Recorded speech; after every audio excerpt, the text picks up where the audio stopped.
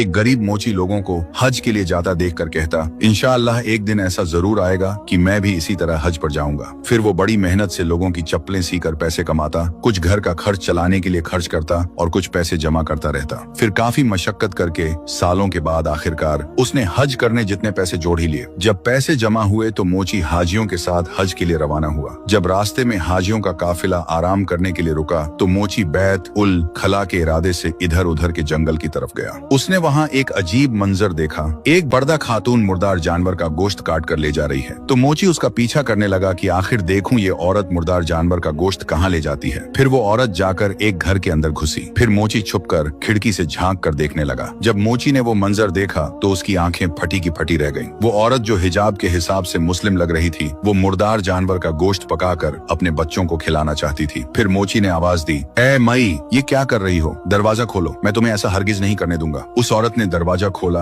और मोची के सामने रोने लगी और कहने लगी, मैं एक सैयद झादी हूँ। मैं इतनी मजबूर हूँ कि मेरे बच्चे भूख से मर रहे हैं, इसलिए मैं ये मुर्दार जानवर का गोश्त पकाकर बच्चों को खिलाना चाहती थी। मोची की आंखों में आंसू आ गए और वो सैयद झादी से कहने लगा, ये मुर्दार जानवर का गोश्त फेंक दो, मैं जाकर तुम्हारे बच्चों के लिए कोई बंदोबस्त करके लाता हूँ। फिर वो मोची हज पर नहीं गया। हज के पैसों से जितना भी सामान मिल सका, राशन वगैरह, वो खरीद कर लाकर उस सैयद जादी को दिया। सैयद जादी अपने रब की बारगाह में हाथ उठाकर उस मोची के लिए दुआ करने लगी, ऐ अल्लाह, इस मुसाफिर के दोनों जहां सरखुरू कर दे। फिर वो मोची वापस अपने गांव चला गया। महीनों बाद जब हाजियों का काफिला वापस पहुंचा तो मोची हाजियों को फूलों के हार पहनाने लगा। हाजी कहने लगे कि भाई, तू क्यों हमें हार पहना रहा है? तू तो हज पर हमारे साथ ही था, हार तो तुम्हारे गले में भी होने चाहिए। इस इलाके के लोग हाजियों से कहने लगे, ये क्या कह रहे हो? ये मोची तो यहाँ गाँव में हमारे साथ था, ये तो हज पर गया ही नहीं, रास्ते से ही लौट कर वापस आ गया था। फिर लोग हैरानी से पूछने लगे, ऐ मोची बता, तूने ऐसा क्या अजीम नेक अमल किया कि तेरा हज अल्लाह पाक ने घर पर ही कबूल कर लिया? मोची ने उन्हें सारा किस्सा सुनाया कि किस तरह उसने एक सैयद जादी और उनके भूखे बच्चों की मदद के लिए अपनी जिंदगी भर की जमा पूंजी कुर्बान कर दी। उसने बताया कि उसने सोचा,